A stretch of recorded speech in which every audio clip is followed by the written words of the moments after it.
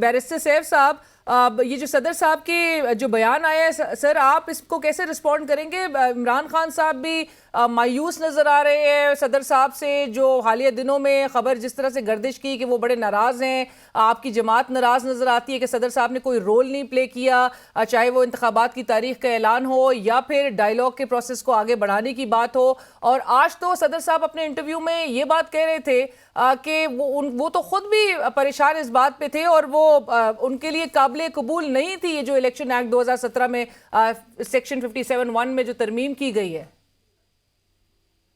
जी अलीना, शुक्रिया। एक तो मैं जरा एहतियातन बता दूं कि आवाज आपकी बार बार कट रही है, तो इसलिए अगर मेरी बात भी कटे तो मैं वहीं से शुरू करूंगा। फिर पहली बात तो ये है कि जहां तक सदर साहब के इस इंटरव्यू का ताल्लुक है, देखें ठीक है उनका इंटरव्यू है, वो खुद इसकी बेहतर वजाहत कर सकते हैं, लेकिन मेरा ये ख्याल है कि जो उन्होंने कहा है तो उस पर तबसरा इतना ही हो सकता है कि जो उन्होंने कहा है वो उनका मतलब यही था जो वो कह रहे थे।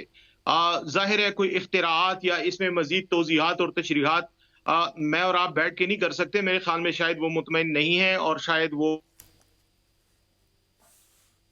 ने अपनाने की कोशिश की है, लेकिन कानूनी तौर पर मैं कामरान मुर्तजा साहब से एग्री करूंगा। आर्टिकल 48 के तहत जो सदर का इलेक्शन की तारीख देने का इख्तियार है, उसको किसी एक्ट के जरिए तरमीम करके आप नहीं सलब कर सकते। अलबत्ता कौमी असम्बली के इलेक्शन की हद तक तो ये बात है, लेकिन सूबाई असम्बलियों के बारे में सवालात यकीनन उठते हैं कि उसका क्या होगा।